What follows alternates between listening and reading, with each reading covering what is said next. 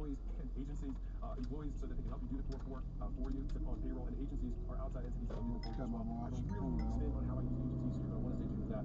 So I hope you enjoy and subscribe to it. Got my law, so oh well. Do you want to go fast? You want to go far? You got to get June 2021. The new sales record pipeline. Launch. I know we came in our goal again, but I don't think we need to change it. We'll hit it this goal. I started around the room and looked in every direction. The silence was long enough for the executive assistant to mark the powder covered and move on. No wonder we missed our cold outreach goal for the second quarter in a row. Nobody challenged for failure. What, so now we think the third time's the charm? Wait, I said. Now everyone looked in my direction. I'd like to know why we didn't hit this 2 quarters in a row. I know we can sell, so if we want to make more sales, then do more cold outreach. What's the issue? We lose a rep every 4 weeks, the sales director said. Aha. Okay, why is our churn so high? I was wondering the same thing, but HR says we're actually below industry average churn for this position. He continued. But by the time we hire and onboard one, another one turns out. I saw the HR director nodding in agreement, getting warmer. Okay, so the issue is hiring, I said. What's the hiring situation look like? We hire 1 out of every 4 candidates HR pushes to us.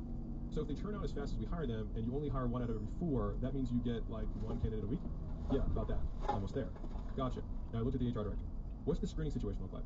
We get 1 qualified candidate per 10 screening interviews, give or take, she said. So it takes 40 interviews to get a single low-skill frontline worker? I guess so. Bingo. All right, we need to change things up, I said. We're bottlenecked at the 1-to-1 screening. Start interviewing in groups and look for the crazies there. Push everyone else with a good work ethic and basic social skills over to sales. We can teach the rest. Agreed? The team nodded. Within 6 weeks, hiring outpaced churn. Our cold outreach sales increased in lockstep.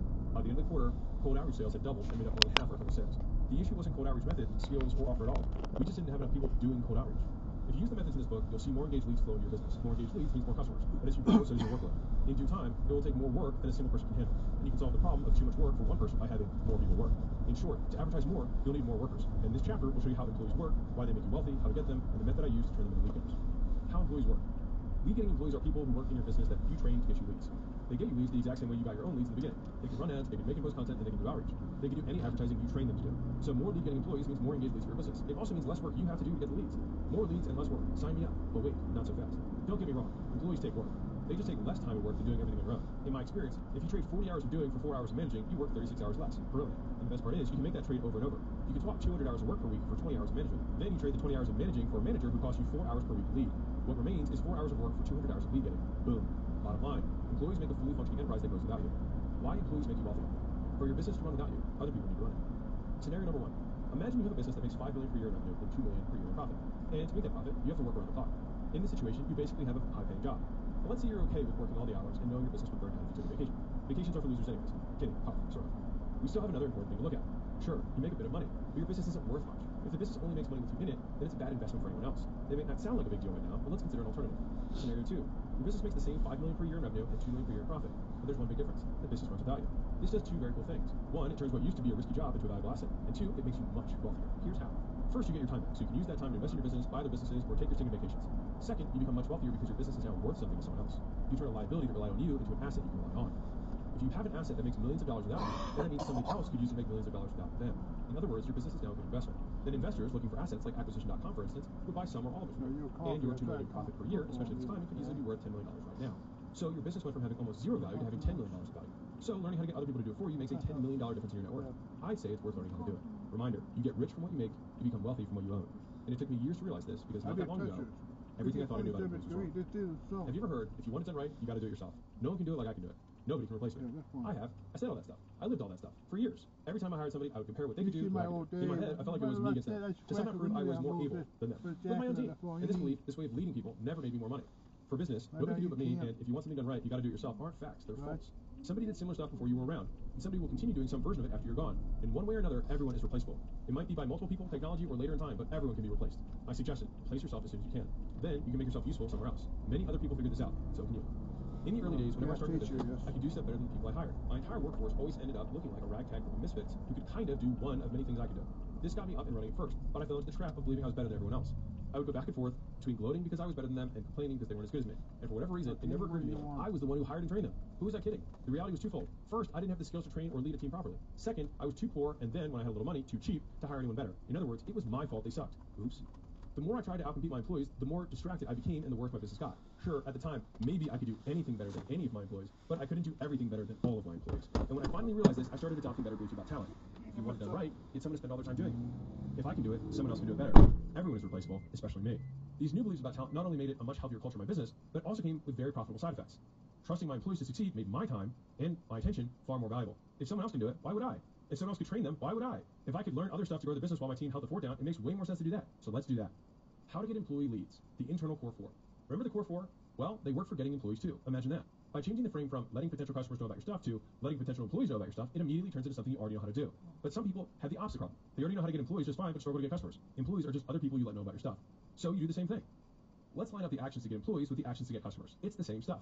Warm outreach equals ask your network. Cold outreach equals recruiting. Posting content equals posting job openings. Paid ads equals promoted job postings. Customer referrals equals employee referrals. Affiliates equal associations, guilds, listservs, etc. Agencies equals staffing firms. Employees equals employees, because those are the same thing. The ways you get employee leads and their lead getters have equivalent to the ways you get customer leads and their lead getters. So when you need to get new talent, you just advertise to get it. And when you need more, you do more. And like creating a reliable process to get customers, you can also create a reliable process to get employees. And you'll need both to scale. How to get employees to get you leads. Now you hire someone who costs you money every month. Great. Let's make sure you get it back, and some, ASAP. Note, some people looking for work will already know how to get leads. Those people are awesome. You can also count on them to cost more. And if you're starting out, you may not be able to afford them. So your next best option is to train them. Thankfully, you have an entire book of lead getting at your fingertips. So the next step is training your employees on how you do those lead getting activities. I think about and actually approach training with this 3Ds mental model.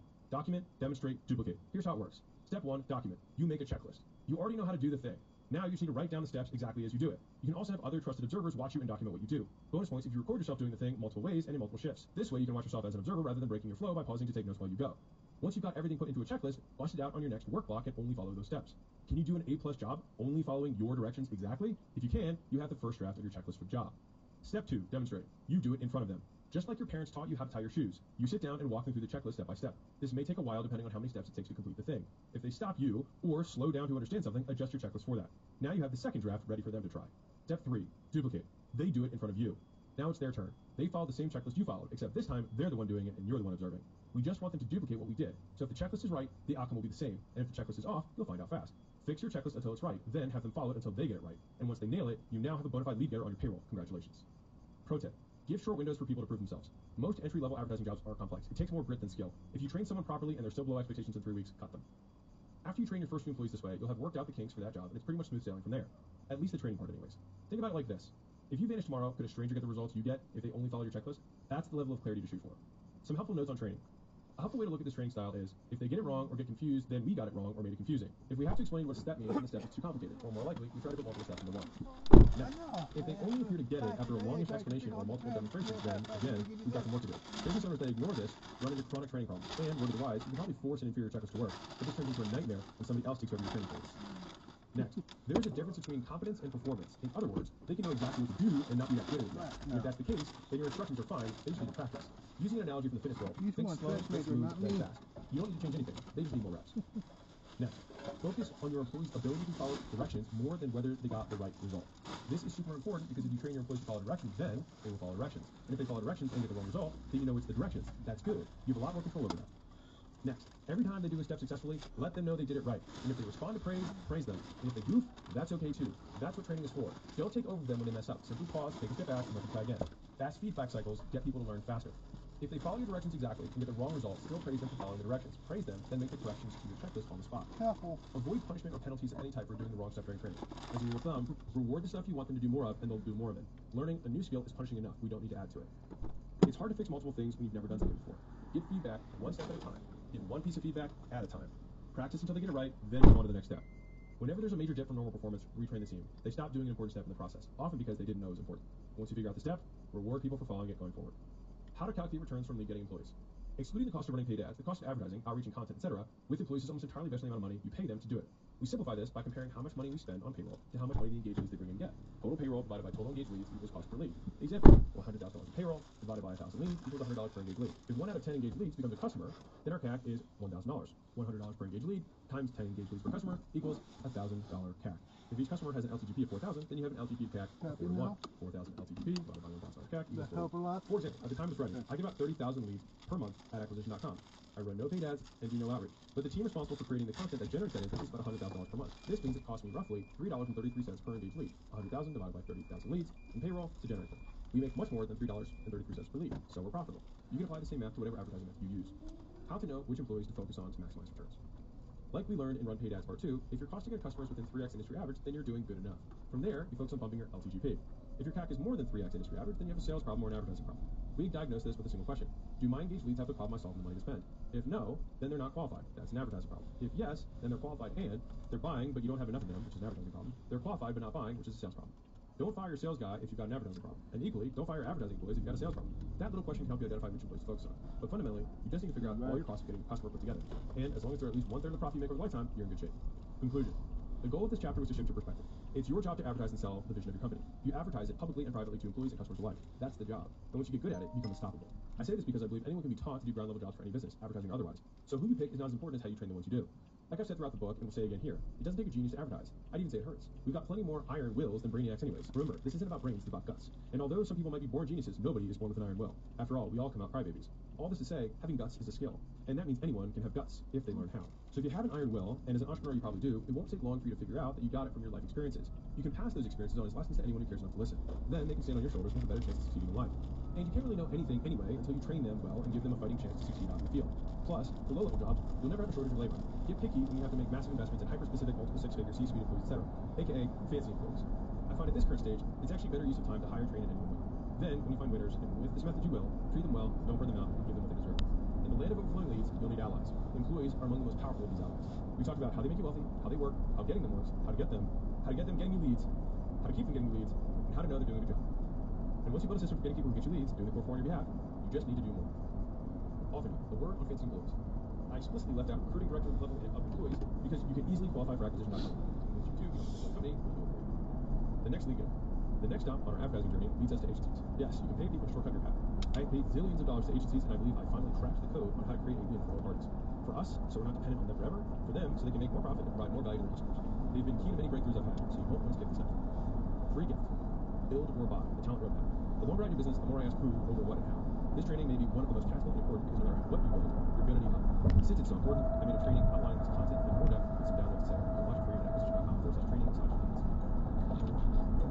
Hey, I hope you're enjoying the book chapter that you're listening to right now, Currently Not Leads. I took a long time putting it together for you, so my only ask is that you just take a quick second and leave a review for the book on Amazon. It's the number one way that people find books, and this is a way of getting more people involved. And so our mission at acquisition.com is to make real business education accessible to everyone, and I need your help. So if you could do that, just that one small action, as a trade for the 2 years that I took putting this book together for you, it would be the world to me. Agencies. Everything is for sale. Summer 2016. I wasn't a techie guy. I was a fitness guy who learned a few marketing and sales tricks building my gyms. But now I had 5, and I was launching my 6th. It was time to level up. Facebook just released new features. Retargeting, interest groups, pixels, etc. And I didn't understand any. I bought a few courses, but ended up more confused than when I started. I asked a few friends if they knew anyone who could help. I got 2 referrals. Both were agencies. I was scared. I'd never used one before. I'd only ever heard horror stories about advertising agencies. Mostly that they cost a ton and never worked. But then I realized that even if they did work, I'd need them forever. They'd have my business by the balls. It turns out my expectations weren't far off. They offered to run my ads for an arm and a leg. Money I couldn't justify spending with my low margins. But then again, my advertising costs were killing me. And at this rate, in a few months, I wouldn't be able to keep my doors open. Stressful. I refused the first agency because I couldn't afford it at the time. The second call started going the same way. I began to panic. How am I going to fix this? In what felt like a last-ditch effort to stay in business, I asked the second agency owner for what I really wanted. Can you just show me in a few hours how to run my ads on my account? No, he fired back. My time's not for sale. Worried, but still hopeful. What sort of arrangement could we come to? He thought for a moment. Then his eyebrows shot up and a smirk appeared. Fine. $7.50 an hour. Gold. This intimidation tactic worked. But at least I knew his time was for sale, so I wanted to find out more. And for $7.50 an hour, you will sit down with me and show me how you would run my ads? Yes. And I'd be the one doing everything. Like, you'll walk me through what to do, and look over my shoulder as I do it, and then you'll explain why you do it that way. Yeah. And you're confident you can make my ads more profitable and show me the more advanced stuff, right? Yeah. I mean, if you want to pay me $7.50 an hour, do whatever you want. It's your money. He said, half laughing. It sounded more like, it's your funeral. I paused. All right, I'll do it. We'll meet 1 hour a week. You give me homework, and I'll study between calls. Fair enough? Works for me. You got to pay the first 4 hours up front. That's what I did. I placed a $3,000 bet on this guy's word that he knew what he was doing. Yikes. But every week thereafter, I showed up. And like a good student, I took notes and marked. I also recorded and rewatched every call because I didn't want to miss anything. The first 2 calls, he took the wheel and I watched. Calls 3 and 4, he put me in the driver's seat. By calls 5 and 6, it clicked. I got how he made decisions and what data he tracked. At 7 and 8, I realized I didn't need his help anymore. I learned how to run paid ads, at least on Facebook, like a pro. And if I had to make a guess, it was because I learned it from a pro. In this chapter, we explore a not so obvious but much better way to use agencies to get more leads. Let's get cranking. How agencies want you to think they work. Advertising agencies are lead-getting service businesses. You pay them to run ads, do outreach, or package and distribute content. For example, let's say you want to post free video content, but you know nothing about making video content or how to distribute it. You need to learn how to pick video topics, record videos, edit videos, make thumbnail images, and write headlines. Or you need to hire people who do. Enter the agency. They say they've hired and trained people to do that stuff already, so they promise faster, better, and more cost-efficient results than you can get on your own. And as soon as I had enough money, it felt compelling enough. After my first experience with an agency that I mentioned earlier went quite well, I decided to use more. But my experience with the next 10 plus agencies was different because I used them, quote, the right way. Each went something like this. Step 1, they got me excited about all the new leads they would bring. Step 2, I go through an onboarding process that felt valuable, and sometimes was. Step 3, they assigned their best senior rep to my account. Step 4, I saw some results. Step 5, they moved my senior rep to the newest customer. Step 6, a junior rep starts managing my account. My results suffered. Step 7, I complained. Step 8, the senior rep would come back once in a while to make me feel better. Step 9, results still suffered, and I eventually canceled. Step 10, I'd search for another agency and repeat the cycle of insanity. Step 11, for the zillionth time, start wondering why I wasn't getting results like the first time. To be clear, like the introduction of this chapter shows, agencies can play a valuable role in business growth, but not the way they want you to. I don't want anyone else falling in the same trap. In fact, I hope all the money I wasted goes towards paying down your ignorance debt too. So keep reading. It's frankly ridiculous it took me so many years to figure this out that I actually used an agency the right way the first time. But now, after playing their game so many times, I feel like I cracked how to use an agency code. And it doesn't come from playing their game at all. It comes from playing a different one. And this chapter breaks it all down in 3 steps. Number 1, hiring an agency versus doing it yourself. 2, how I use agencies now and how you can too. 3, how to pick the right agency. Hiring an agency versus doing it yourself. First, let's get this out of the way. Good agencies cost money. So if you have no money, then agencies are out of the question. You gotta learn through trial and error, and that's no big deal. We all start that way. But if you do have some money, I suggest using agencies for 2 things: learning new methods and learning new platforms. If I want to learn new ways to do content, outreach, or paid ads, then I hire agencies offering new ways to do them. They've already made the big mistakes. So instead of wasting time figuring it out myself, I skip straight to the make money part. I like the make money part. I also use agencies when I want to start advertising on a new platform I don't understand. I make money faster because they do the early setup and maintenance for me, and because I get them to teach me how to do it. Hiring an agency is all about investing in important skills you can't really learn anywhere else. That is, unless you go through all the trial and error to learn it yourself. And if you did, you lose the time and attention you could have used to learn other important stuff that scales your business. And scaling your business is the whole point. Action step. As soon as you have enough money for a good agency, start poking around. If you follow the rest of the steps in this chapter, you'll make it all back and then some. How I use agencies now and how you can too. I've become a little more sophisticated in the story I told at the beginning. Here's how I use agencies now. Rather than believe the lie, I'll never have to learn stuff because they can do it, I start every agency relationship with a purpose and a deadline to fulfill it. I open by saying, I want to do what you do in my business, but I don't know how. I'd like to work with you for 6 months so I can learn how you do it. Plus, I'll pay extra for you to break down why you make the decisions you do and the steps you take to make them. Then, after I get a good idea of how it works, I'll start training my team on it. And once they can do it well enough, I'd like to change to a lower cost consulting arrangement. This way, you can still help us if we run into problems. Are you opposed to this? In my experience, most agencies are not opposed to this. And if it doesn't work for them, that's perfectly fine. Just move on to the next agency. But before you start kicking everyone to the curb, be willing to negotiate. At some price, it's worth it for you both. Viva capitalism. This is how I use agencies now. Like when I wanted to learn YouTube, I actually hired 2 agencies. The first I hired to keep me committed to making videos while they did some legwork on the platform itself. The second I hired at 4 times the price to really teach us the in-depth ideas behind making the best content possible. And once our videos beat their videos, we drop down to consulting only. I've used this method again and again. I hire one good enough agency to learn the ropes of the platform. Then I hire a more elite agency to learn how to maximize it. And I cannot recommend this strategy. If you are upfront about your intentions and the agency agrees, you get the best of both worlds. You get better short-term results because they probably know more than you. And you get better long-term results because you learn how to do it yourself or your team learns to do it for you. You also spend the maximum amount of time with your best reps. Remember, you only get a fraction of the agency's attention. So results get worse whenever they get new clients. Meanwhile, your team gets better and better because they stay focused on you full time. So compare your team's results with the agencies until you beat them. Then get to the relationship and put the money into scaling everything you just learned. Action step. When you find an agency to work with, next step, set terms with them and deadlines for yourself. Use the template above as your guide and feel okay with negotiating a bit to make it work. Author note. Yes, there's a place for agencies. To be clear, I still own equity in an agency software Allen, so I'm not against agencies. I just share how I've had the most success with them. Are there massive companies that use huge ad agencies? Sure. They're not who I'm writing this for. For most people, spending $10, $50, or $100,000 on an agency is a significant cost. So this is how I've gotten the best return for more than them. Also, some people never want to learn, and for those people, agencies are great. I personally always want to learn, which is why I picked the right agency. After working with tons of bad agencies,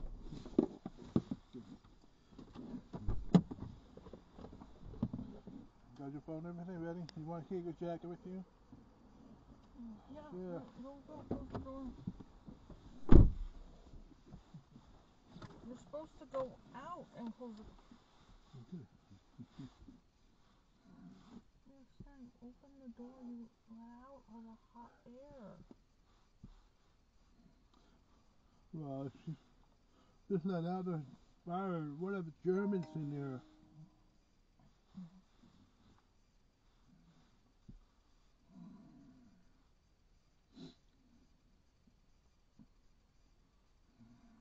You don't want to talk to me, dirty. Okay.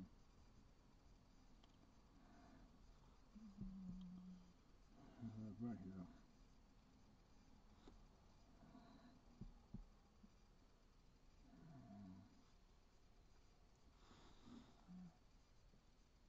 Beaver. Yeah.